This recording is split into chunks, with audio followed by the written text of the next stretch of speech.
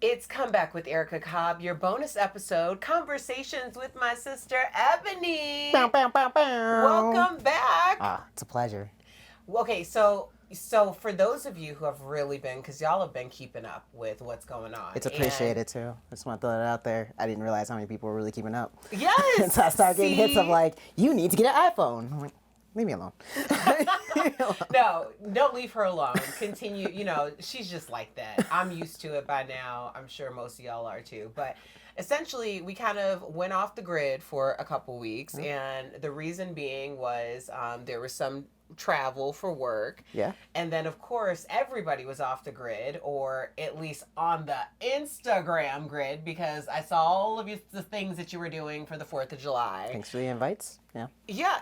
You didn't get an invite? I mean, I get invites to the house, yeah. Exactly. So we went to what we call Camp Cobb. It's when our family all comes together, and we basically are on the pontoon for a week, hanging out with the kiddos and our siblings and parents. I refer to it as Camp Chaos, but Camp Cobb's cool. It's Camp Cobb. Okay. Camp Cobb's Chaos. Yeah, okay. Same thing. One and the same? Okay. Yeah. Gotcha. So we had a really great 4th of July week. We're really happy to be back. What was your highlight from 4th of July? Ooh, the food. For sure, the food. It was definitely the barbecue. The brisket. Yeah, the brisket. Dad's brisket was... just couldn't even pick it up. Just kept falling. I know. Now I'm hungry. Did you get the first or the second round of brisket? I got the first round. Yeah, for sure. The first round was better than the second round. I'm not going to say that there was a better round. No, there wasn't. I'm just saying I was too full to eat the second round. The first round was fire, though. I'm pretty sure I was the first one to grab it, because when everyone walked away, I just went ahead and just started picking at it. Yeah. It was good. So the first round was definitely a little bit more tender. The second round was a little bit more on the more cooked side. I like my meat a little more like medium rare. Like I like there to be a little pink in it. But it was also good too, because I was like, oh, people who come later. So generally what happens is, now we didn't get this crew this year. Well, we didn't really get this crew this year.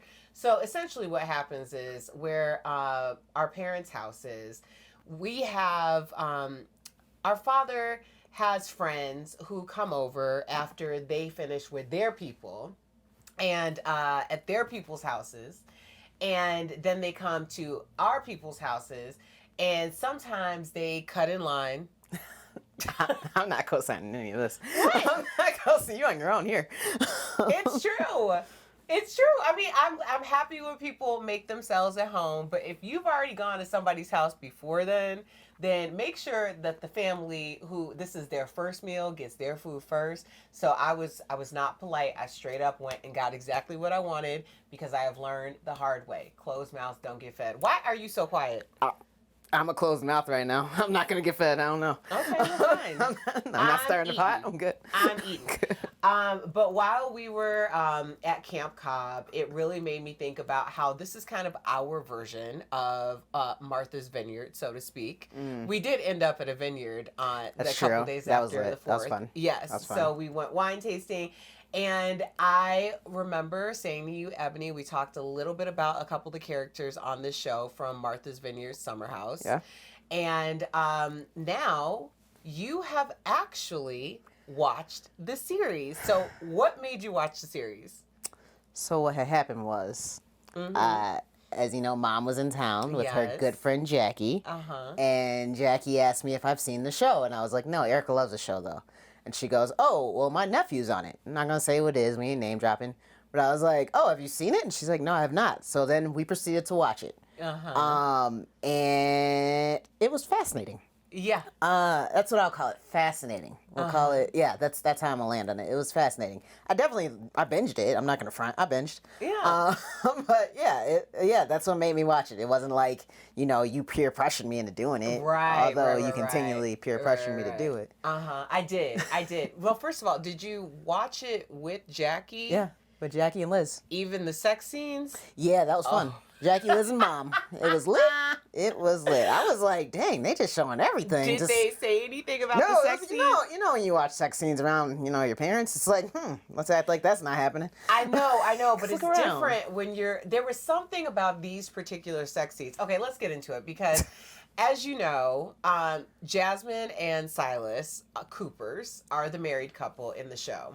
And essentially, I did find it weird to see them, like, you don't see them having sex in the show, but you can see them under blankets and you hear it.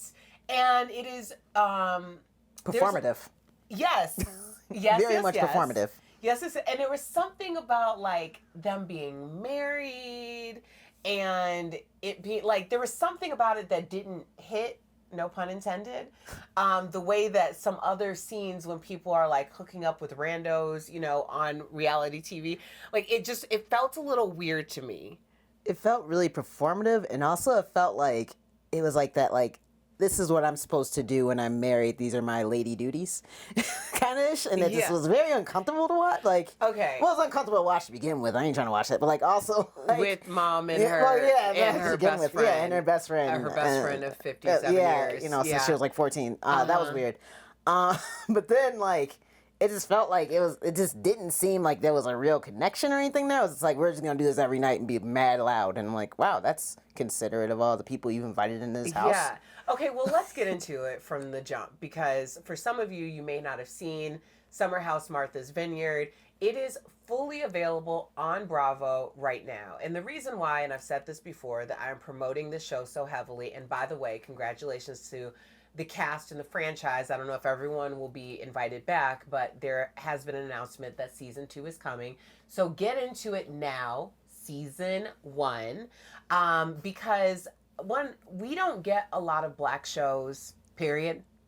I am a Bravoholic, but I can tell you, as someone who covers BravoCon, we don't have a ton of black cast members, Bravo celebrities.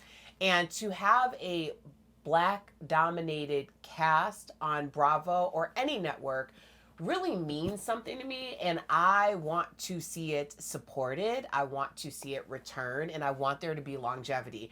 And the only way that those things happen is if we watch. So I am very committed to the success of these black shows with black leads, and I encourage you to be as well. So I want to get into it from a couple different angles. Like, we aren't going to do a recap. If you want like great recaps, there's a ton of options for that with some of our actual Bravo content creators, like Watch What Crappens does a really great recap. And there's a bunch of others, but I want to talk about it from a few different standpoints. How we are receiving things differently with some of the scenes and things that stick out to us.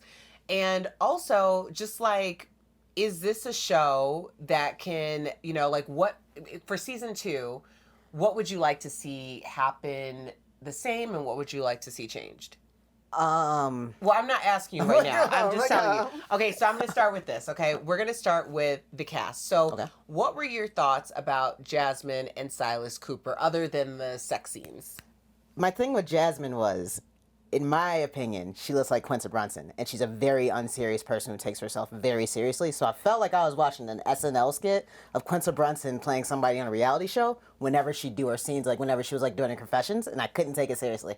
Because she was so like, and I'm married, and da-da-da-da, and I'm like, this feels like I'm watching Abbott Elementary at like Martha's Vineyard.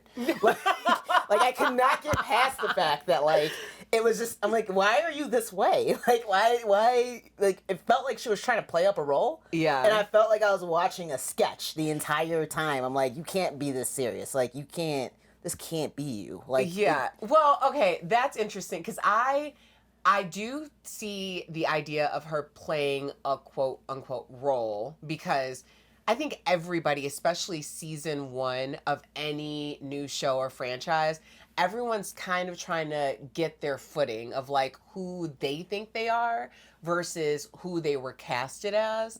So I think she was also there, and Silas as well, in order to like move story. She was supposed to be that person, but inadvertently, I think that she became the story because there was a lack of authenticity there. But I do think that changed.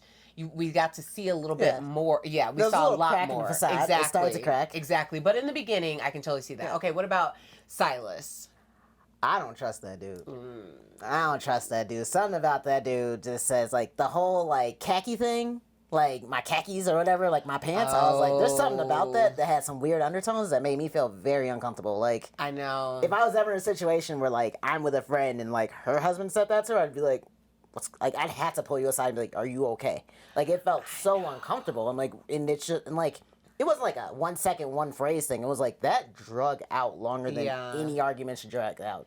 Yeah, and like that she didn't, or that she messed up his khaki, didn't iron them properly. Yeah, it was, or like stained them or something like that. But I'm like, yo, you are literally in a summer house. Go put some like shorts on and go outside. Get over it. I know. He's super militant. Now, I've seen a couple different conversations about this because I follow all the Bravo content creators and I've heard a lot of different ideas. And there is, especially in this day and age, there is a sense that a lot of, especially female content creators, are like, you know, it's not her job to take care of him. It's not her job to do this, do that. And I 1,000,000% agree. I 1,000,000% agree. I think what happened, or a part of what's happening in this dynamic, is he's clearly taking care of her.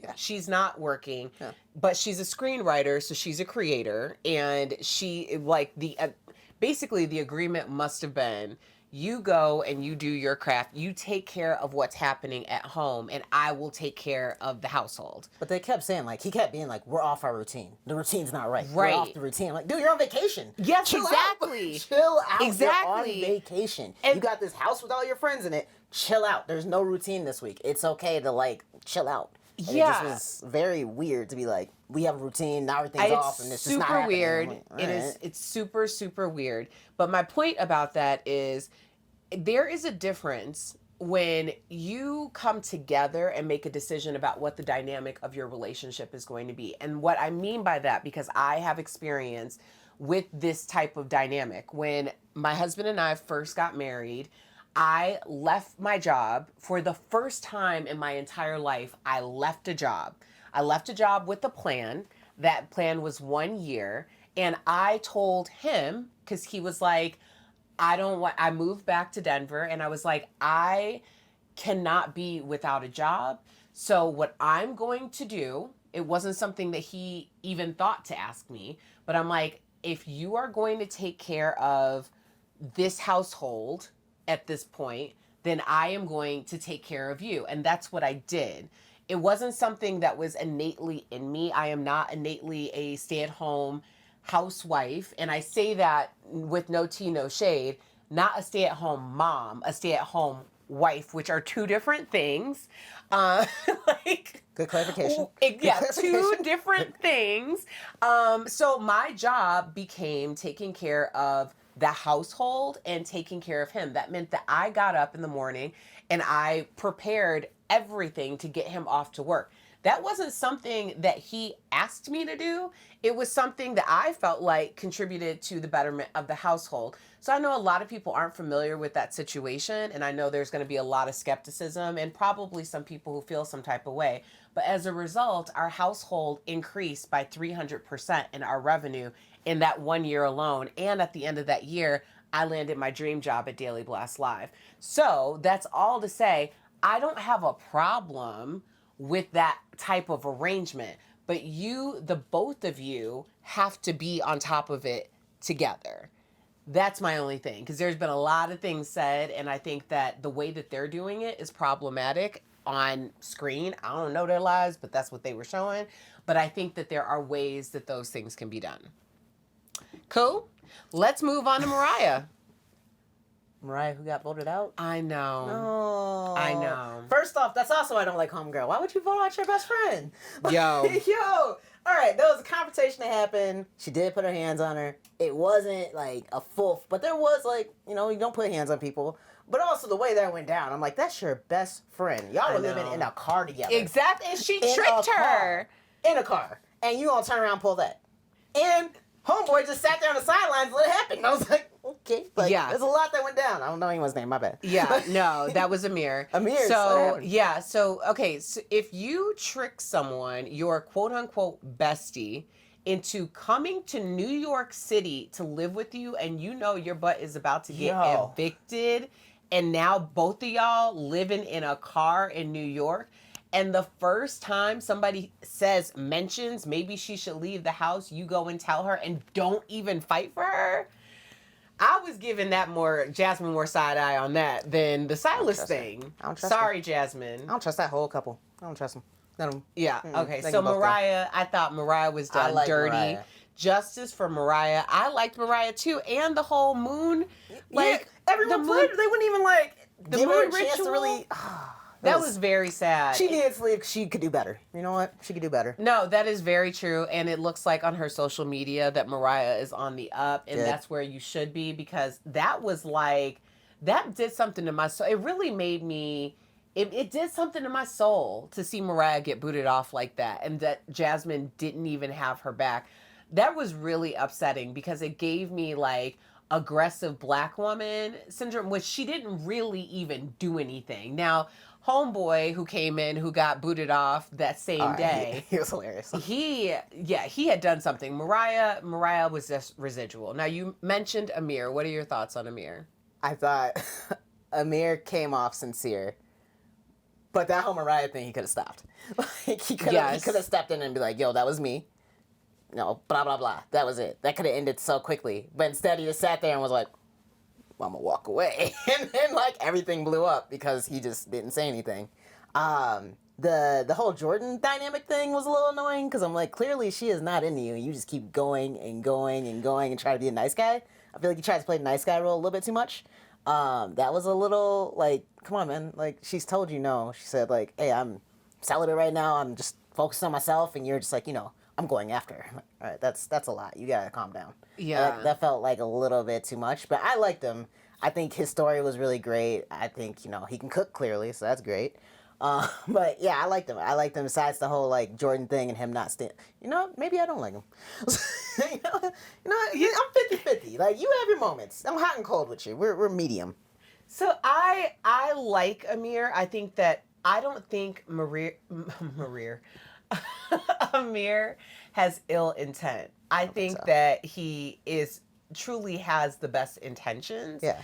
But it's also very clear. It's so weird for me to watch these shows like this now, because I'm so much older than these people. So it's when people are like, oh, Amir, and he's this whatever, and I'm thinking I think I'm the same age as Amir's mom. I wouldn't be surprised if Amir's mom was in her early 40s. I wouldn't be surprised. I'm probably closer in age with his mom than I am with Amir. So I look at Amir it's when everyone's the sex symbol, I look at him like a little brother type thing.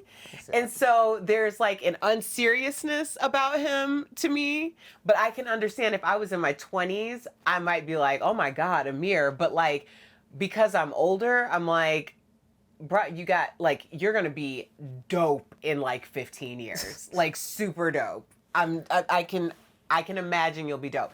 But I also think, to the point about how he kept going to Jordan, a lot of that has to do with the way that these shows are cast and the expectation of what's going to happen in the house. It's the singles who are picked to live, and who's going to hook up with who. That's kind of the prevailing thing. And I would not be a bit surprised if season 2, only the ones who were looking to hook up actually end up coming back. That makes sense. And there being certain people who were key players in that. And also, I think that is the explanation for why we didn't find out that Nick had a girlfriend. Okay, so let's talk about that. What are your thoughts about Nick? Sketchy? Yeah, he's DMing everyone before they get there, talking about who he wants to hook up with, and then out of nowhere is yeah, I have a girlfriend. We've been dating for a year. So if someone were to reply to your DM instead of everyone else that blocked you, what was that going to lead to? Were you just testing the... Oh, I'm sorry. Were you just testing the grounds? Yeah. Just to see, like, hey, if I can hook up this person, I'll dump my girlfriend. This is gonna be my life moving forward. Yeah. All right. That's exactly like Nick was doing a litmus test on his hotness for like reality TV. Nick was looking to like, I'm not going to say upgrade because we met his girlfriend who I was like, one, kind of surprised she existed. And two, I was like, oh, sis, first of all, you're also going to see your street value as well because you are a smoke show. His girlfriend was so much hotter than I ever imagined. I was like, oh my God, you're with him? And sis, he was trying to quote unquote trade up on you because, you know, everybody wants to, you're more of a commodity on the like social media and all of, you know, the endorsement market as a couple on reality TV. And since he was playing it single to see if anybody was interested, he was trying to test the waters. And I hope homegirl broke up with him. Yeah. He deserves it. He deserves it.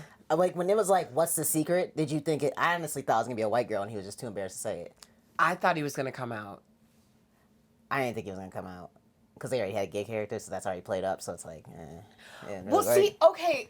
There's this thing where I've heard people talk about there can never be two gay guys. It's like real girls. There can never be two black people. Two black dudes, two black girls. Can never happen. Aren't we in a place that we can have more than one gay person on an ensemble cast? No. How is that possible?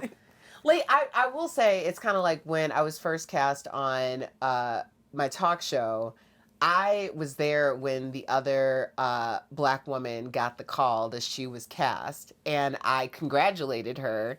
And I was like, you have to do this for the both of us. And then like 5 minutes later, I got the call, and I was so confused. I was completely convinced. Y'all both sitting there like, you get fired? When the casting director called me, I was like, almost like, yeah, I already know. I don't get the job. I was like, wait, there's two black women? No way.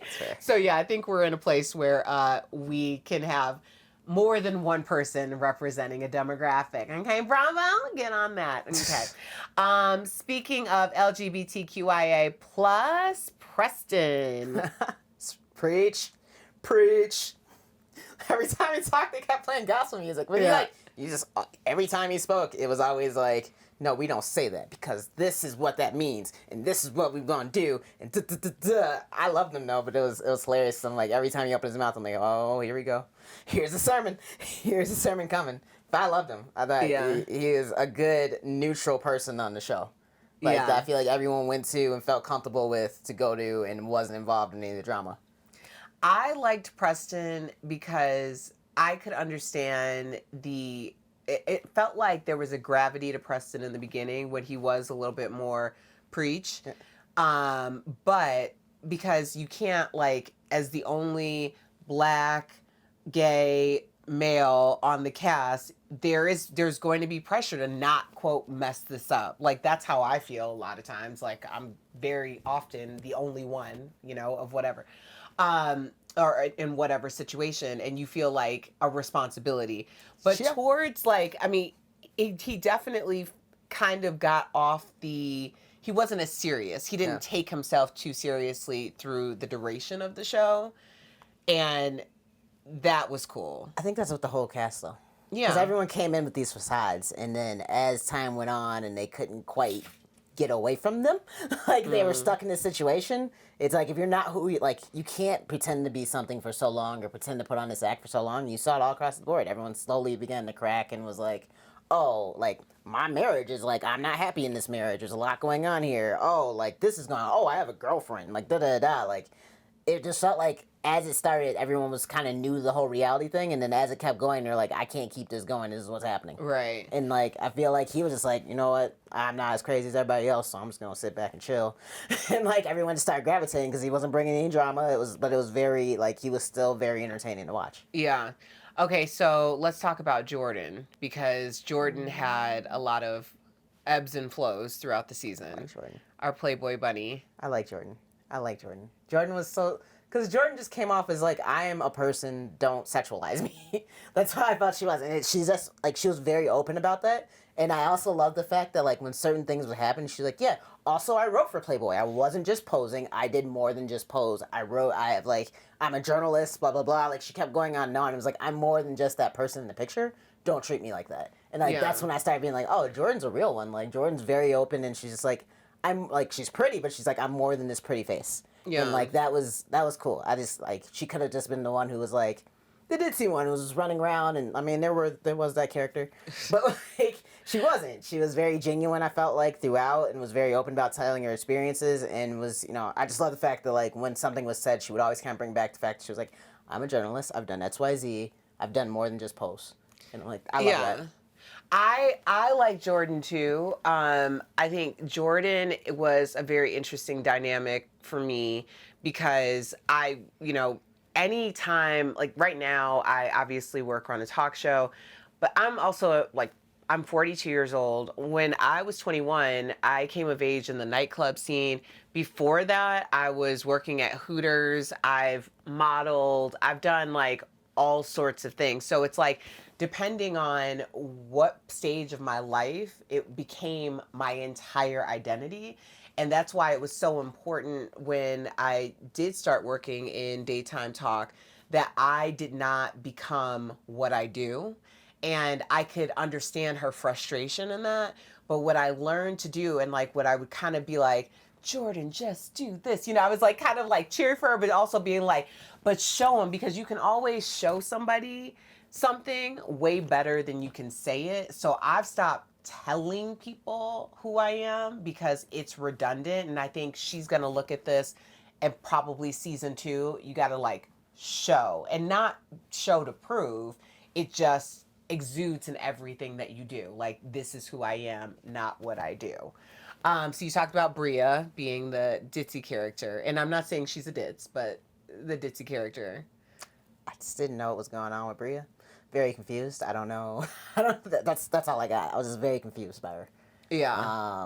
I don't know. Just attention needy, and I don't know. It was just when she came in, it just threw me off, and I was like, the whole dynamic was just weird, and I didn't quite understand what she was trying to do.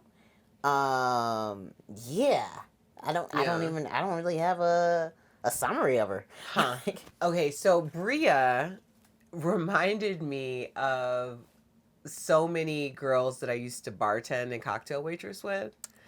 Okay. And there's this sense of like, there's this free spirit nature about Bria that like, clearly she knows that people probably think some type of way about her, but she really does not care, and it's very evident. She really fit into that Clueless character role. Yeah. And I mean, like, Clueless the movie, like, she could have actually been a friend of Cher. But I liked Bria because Bria brought the drama, and we need drama. And I was not disappointed in that. And Milo is adorable. She also brought Simon. And, Simon? But that was Bria, right? Bria has Simon, her boyfriend. Oh, her boyfriend. Yeah. I was thinking about Phil. Yeah, Phil. All right. Simon. Simon. That's Simon, right? Was Simon or Phil?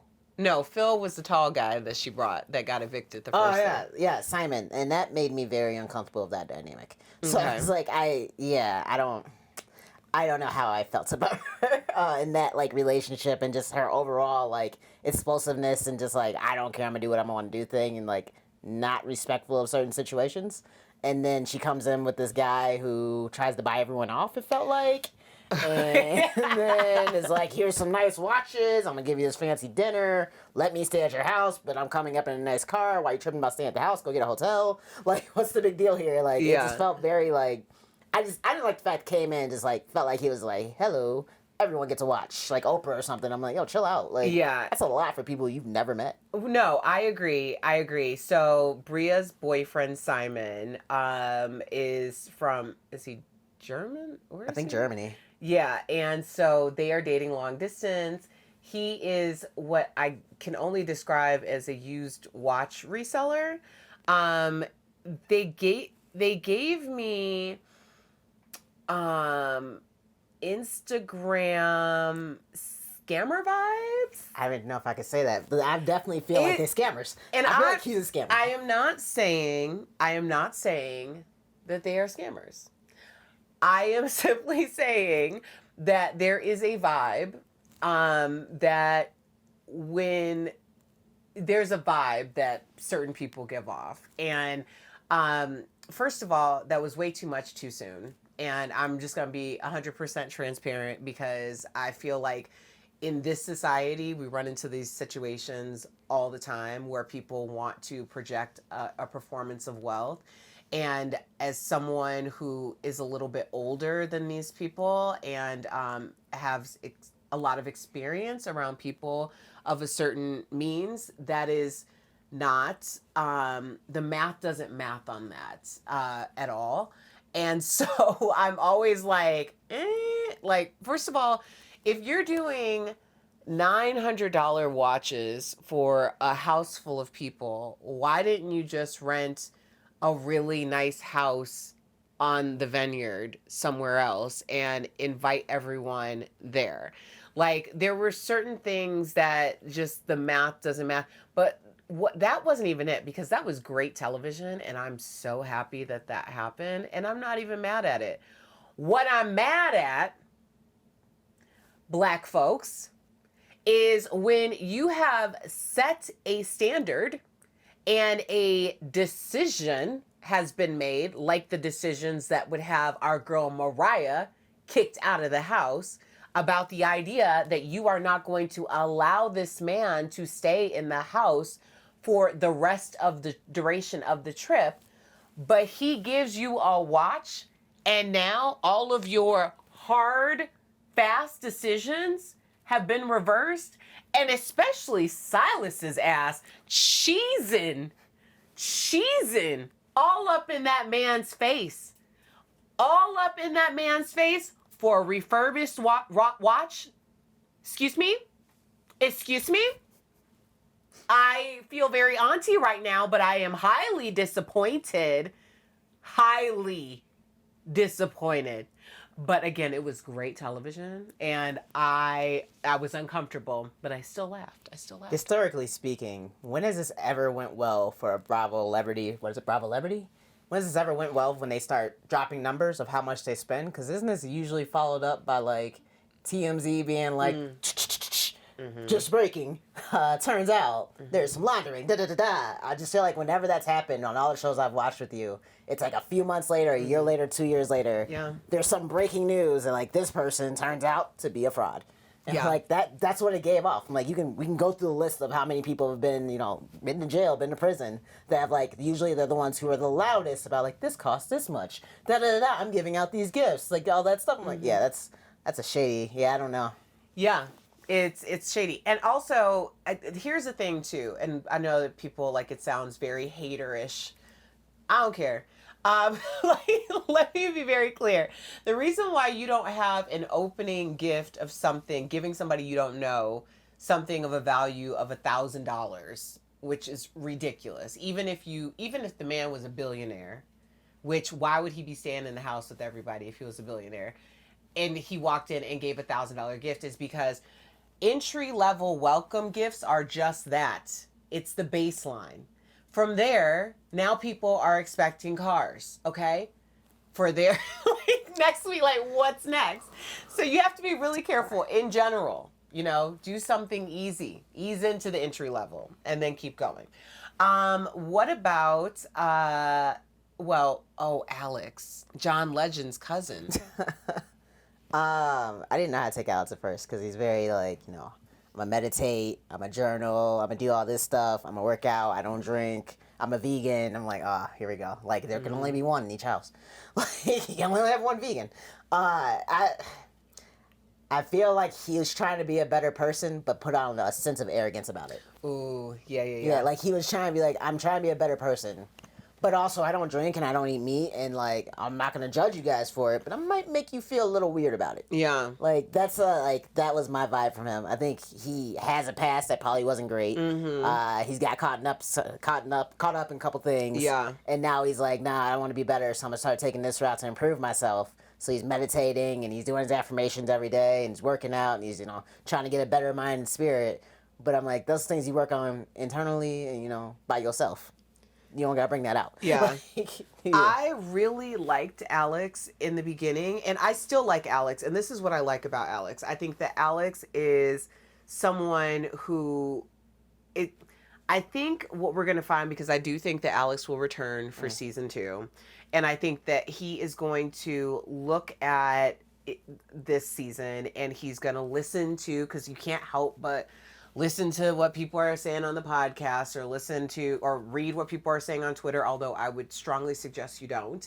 And there's going to be more self-reflection, because I do think that he is a self-reflective person, but I also think that he just crossed the street of toxic. And so when you are toxic adjacent, which we have all been, I was toxic adjacent. We've all been toxic adjacent at some point, then you're like close enough where you're still like, that's not me, that's not me, that's not me. But you haven't had enough time to build up goodwill and a rapport that's your actions are saying that that's not me. But you're so wanting people to not see you in that light that you almost skip ahead a few steps. And I felt like Alex was just skipping ahead a few steps. Like, I love that you meditate. I love that you're doing music. I love that clearly you're doing a lot of things right. I mean, his cocoa butter like skin, I was like, is that man wearing makeup? Like, I was like, dang, he takes really good care of his skin. Good job, Alex. But yeah, I do think that Alex is going to have a better showing in season 2, but I wasn't appreciating the way that he was curbing Shanice. Like, I mean, Shanice is crazy, but she didn't deserve to be curbed that hard by him like that. And bring up her past like that. That was unnecessary. Like, that was well, someone had to. Yeah, I guess so. This is reality TV. But yeah, Shanice is crazy though. In a great way. In a good way, not in a bad way. Just, in a good reality TV She way. in her own little world. She wasn't afraid to be, like, Bria brought drama. I feel like Shanice brought the, I want to stir the pot drama. Like, I want to do things that make people feel uncomfortable as much as possible. See how much I can push these boundaries with these people. And that's why I felt like it was funny to watch. I thought she was funny. I don't know. My prediction is Shanice is going to be asked back, and Shanice is going to be asked back in a full-time capacity. Like, can you stay here for the entire show? Because there were certain people on that cast who 1,000,000% understand how reality TV work, and Shanice was one of those people. And the idea that it was small doses of her was probably, because I feel like a little of Shanice can go a long way. So the fact that she was only there on the weekends only worked to her favor, and I think that she's definitely going to be on the top list of being asked back. Because it's like silly things. Even the things that she got quote unquote in trouble for, like being naked in the hot tub with Bria's boyfriend. Now, don't get me wrong. If that were my husband, I would be asking some questions. I wouldn't be yelling at him, because if he has his clothes on, which he damn better have his clothes on, I would just more be like, so you don't understand how boundaries work? That would be a conversation that I would have. But yeah, Shanice is good reality television, and I was not mad at Shanice. I wish that she would have stayed a few more days. All right, what about Jason? Jason's so sweet. Jason was so sweet. Jason was sweet. I wanted to see a Jason Silas fight. I don't know why. Like, I just want to see one. Because Jason was also Jasmine's former roommate. And, like, Silas obviously has some issues with it, but I'm like, because he has issues with everything. But I was like, I kind of just want to see how that would go down. But I feel like Jason just was sweet and was kind of there, and, like, he came in late, so, like, he didn't have the full experience. But, like, I thought Jason was sweet. Like, he didn't, like, bring any drama. There was no real issue. He felt like he was more of the shoulder to cry on more than anything else. Yeah. See, so Jason was definitely at a disadvantage because he came in late, and also it was clear. It's almost like all of them were cast so long before the show actually started filming that their individual situations had changed. So when Jason came in saying that he had a newborn, essentially, anytime, and let me just be very clear on this, anytime a reality TV person comes in and says that they have a newborn, a man, then the automatic assumption is going to be always that there is a relationship with the mother, because there is a relationship with the mother and it's so fresh, you don't have the opportunity to really define hard boundaries and stuff.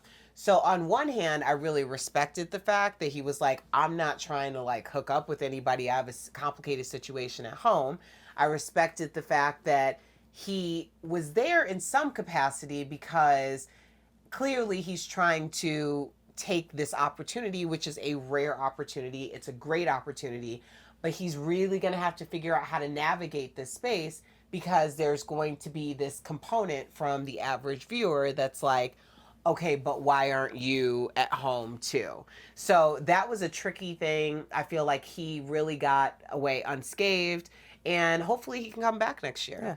I like to see him on for the whole show.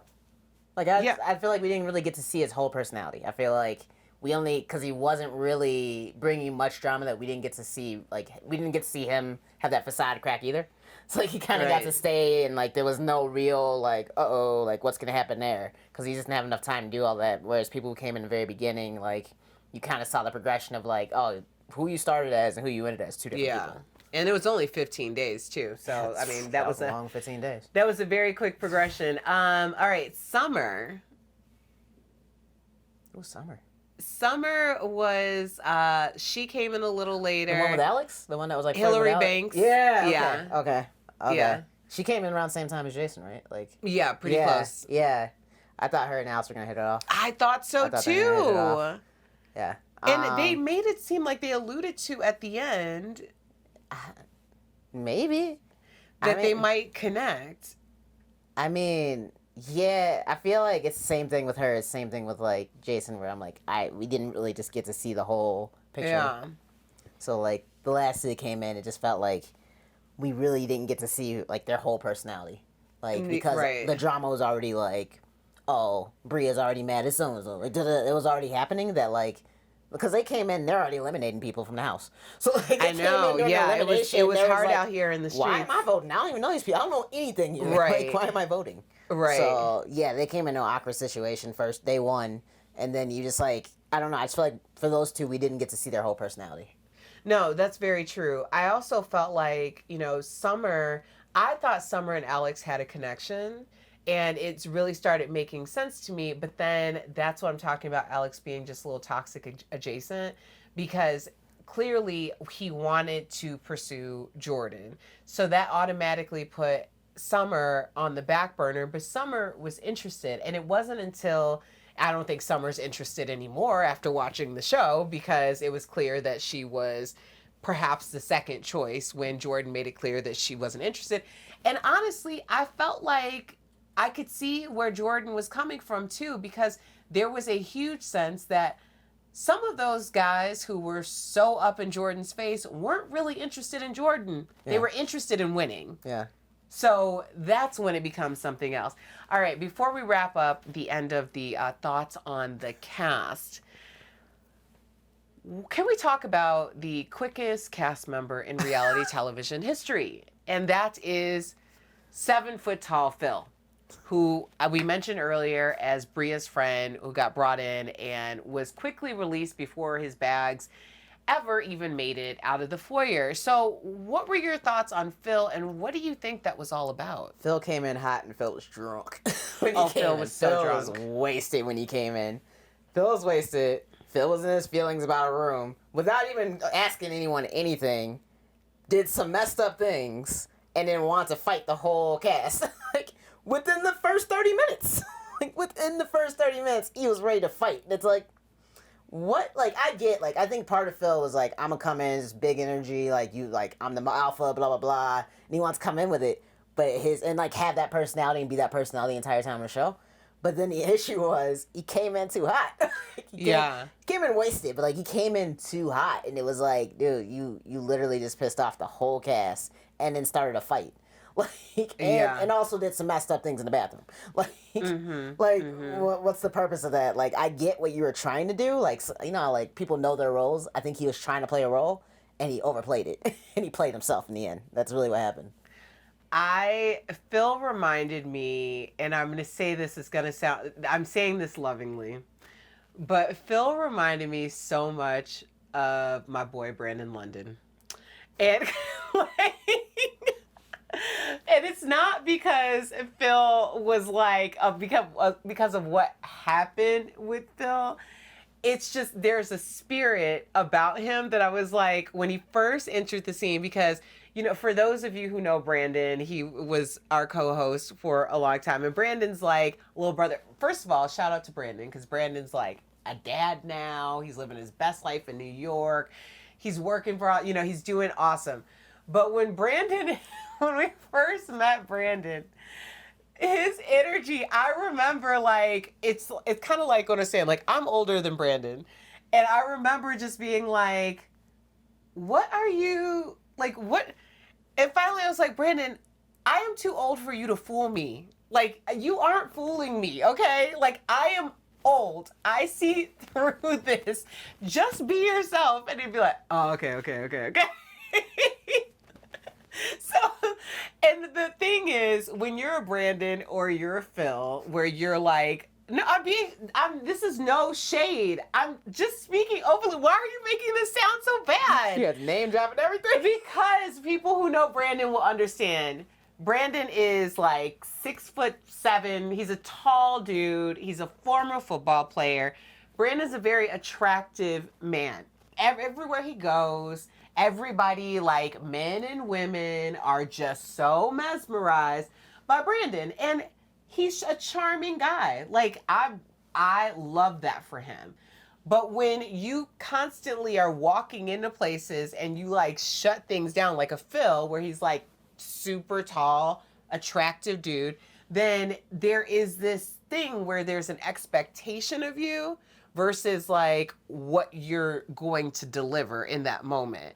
And I think that when there's such a high expectation of you from the moment that you walk in, and you add a very long travel scenario to the list where you're constantly consuming beverages, then bad things happen. And I'm saying that I don't think it's Phil's fault. And the reason why I don't think it's Phil's fault 100% is because it's not Phil who's putting the expectations out there of himself. It's everybody who walks into a 6-foot-something black man who's attractive, or I guess any man. You lost that logic on me. I'm completely lost. No, I mean, so it's not Phil's fault. He got wasted, came in, did some messed up things in the bathroom, started a fight. It's because he's 6'7"? No, it's because it's America's fault. Because the expectation...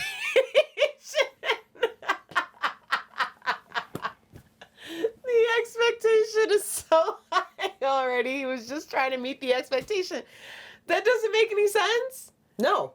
That makes no sense. The dude came in wasted. He blew his chance. He came in wasted. He came in sober and was like, yo, what's happening? Where's my room? Blah, blah, blah. Boom. Like, he came in, like, even a little tipsy and was like, yo, da-da-da. Nah, first thing he does is come in like, hey, don't open up that door, let the dog out. No, Phil was an ass. Yo, like, Phil was an chill ass. Out. Chill out. Like, there's a difference between like, hey, I attract attention, and hey, I'm an a-hole. There's two different things. Yeah. Just because you got attention don't mean you got to be an a-hole about it. No. I agree. I 1,000,000% agree. But I'm just simply saying that I think that certain people are under more scrutiny. Anyway, Phil was drunk and he deserved to get kicked out. And the whole thing about slavery and Barack Obama was super left field. Just like my explanation of Brandon. Okay, so we're going to pause here because, first of all, as y'all obviously know, this is a massive cast. There's like basically a cast member per day, and there was only 15 days. So we are going to actually take a little pause and talk about some of our favorite moments, highs and lows from the show in next week's episode. So thank y'all for listening. Remember, we have the Summer Skin Bundle, the Erica Cobb by Angel Aesthetics collaboration, and you can purchase yours today for a limited time on skincarebyangel.com. It's on comeback.tv. It's on our social media. Ebonie, thank you so much for joining today. Oh, yeah, you got your Angel Aesthetics 333 cap. Yep. Yeah, Collaboration Nation. All right, guys. Well, we will talk to you next week. You can get the full podcast on our YouTube. Come back with Erica Cobb for the visuals. And yeah, check us out on social media. We'd love to hear from you. Bye-bye.